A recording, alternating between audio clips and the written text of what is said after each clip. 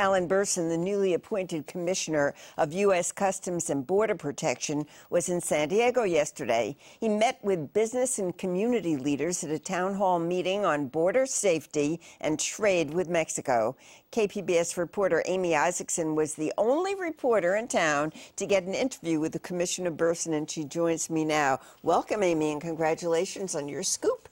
Thank you, Gloria. You're welcome. Why was the Commissioner Bersin in our general region?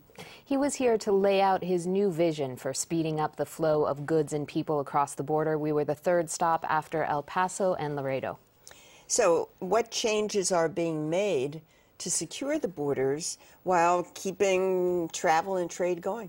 I think it's more what changes would be made to speed up trade and travel and not sacrifice security. Okay. So what he's really talking about is the smart border that's been discussed for many years, but putting that into place now. So he'd like to see an expanded trusted traveler program like Sentry and the FAST program, which is the same thing for commercial trade. So the U.S. government knows who you are, and therefore you cross the border more quickly. He'd like to see the U.S. and Mexico exchange more information, and in that sense, in terms of, for example, cargo coming across the border, sending what is that cargo that's coming from Mexico, sending not to the U.S. government, so the U.S. government knows what it is and that it's been inspected before it gets to the border. Considering what has been happening in Arizona and the national attention on Arizona's immigration law, what did he have to say about the need for immigration reform?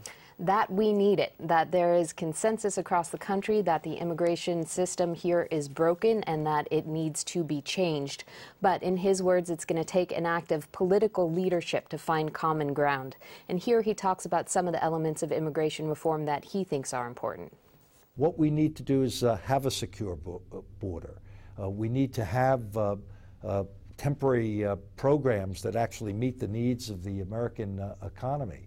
And we also have to come up with an acceptable method of regularizing the status of 12 million people who are here illegally, who need to do what has to be done to set themselves right.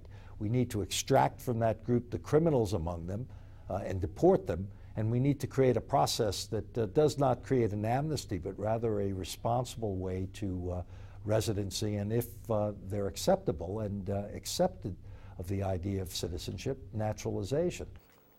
What did he say about the concern that there might be racial profiling? I asked about racial profiling because Arizona's new immigration law has made it top of mind, and I wanted to clarify the Border Patrol's position. Commissioner Bersin says it's about actions. That's what tip agents off, so that if you see a van full of people speeding away from the border at night, that's something to look into. I'm sure. How secure are our borders? That's a big question right now, and it's somewhat unanswerable. Commissioner Bersin says the borders are as safe as they've ever been, and here we can listen to what he has to say. And by many objective measures, the border is much safer and more secure than it's ever been. There are 20,000 Border Patrol agents, whereas 15 years ago there were fewer than 5,000.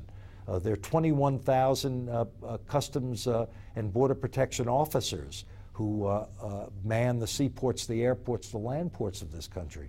But at the same time, we have the events like the murder of Robert Krentz that creates the rancher in Cochise County in Arizona, that creates a sense that the border is not secure, that it's not safe.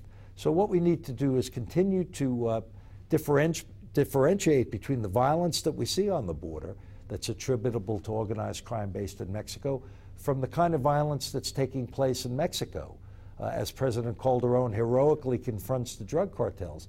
The fact of the matter is we have not seen that kind of violence spill over, and we're prepared to deal with it, but we also have to deter it and prevent it. So how does the Department of Homeland Security measure whether our borders are safe? Commissioner Bersin says he looks at seizures, so illegal immigrants coming across the border, drugs, crime in border communities, and how safe people in border communities feel.